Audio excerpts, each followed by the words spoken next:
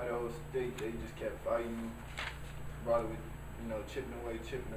Next thing you know, it's tied, going to overtime. So hats off to Idaho State. Looking at their record, they way better than what their record shows. So yeah, like what's number 20? the shooter. He could shoot the lights out the ball with no problem. Step off balance, fading towards the stands, everything. He was saving them tonight. He had a good game. Hats off to him and to Idaho State. They played good.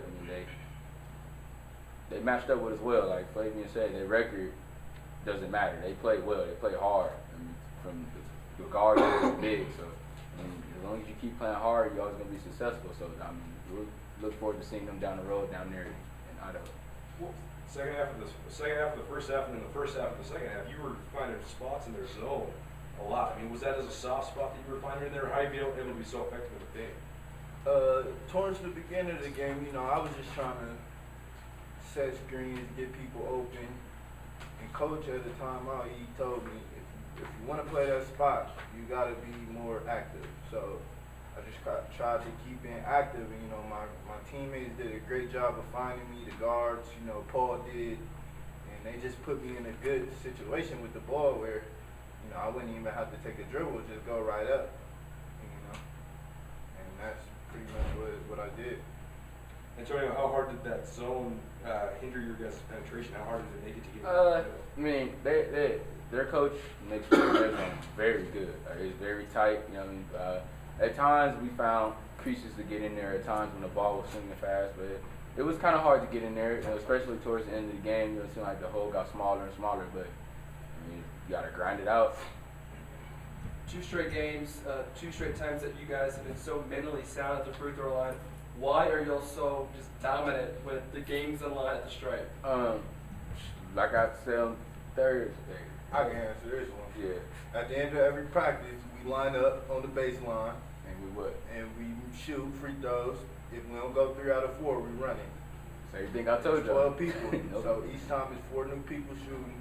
We don't go out 3 out of 4, we run it. So we got tired of running, so we just started making our free throws. Nobody wants to run in practice, especially after you going up and down already. Then at the end, you got conditioning up. 4 games in 8 days. Nobody want to spend that little extra time. We not 16, 17, 19 no more. We grown now, so that's wear and tear on your body a lot. You know what I mean? So it hurts. You know what I mean? So we got the day off tomorrow, so we gonna ice baths. And then we just coach make it so much more. A simple free throw is the win or loss of the game. So we just try to go and focus at the line, block everything out, and just focus on that one free throw. First time through the conference for each of you guys. What did you think of the competition, and what's kind of the thinking going forward with the next 10 games? Coming from JUCO, for both of us, I know I could say it's competition got a little harder. It's easy. It's not easy, but it makes you really become more of a basketball player all around, because every night you can't come out and score 20. For instance, just like our team, every night is not one person that's scoring 15 plus. It's a different person. Like Marcus will go for 12, then Xavier had 20, and Flavien had 6. Then it'll flip flop. Flavien will have 26, Moon will have 6, and Xavier will have 13. But it's kind of tough. I give it that. The Big Sky Conference is not a pushover conference. We don't get a lot of recognition because of the teams and how far our conference is. But as far as competition-wise, it's good. What's different about this team now as opposed to the beginning of the season? And why are y'all playing such great basketball at this point of the season? I think we didn't have our team chemistry down. People didn't have established roles.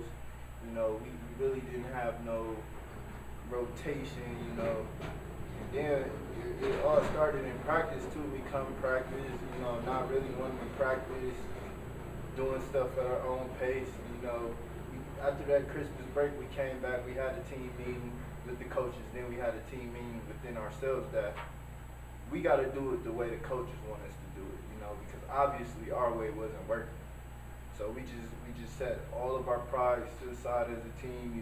We have a policy now, no talking back to any coach, period. No matter if you seen something different, no talking back, period. You know, now we got all the distractions out the way of practice. We go hard every day, and it's just, it flipped around, you know, and you know, with the glory of God, we just hope that it can continue.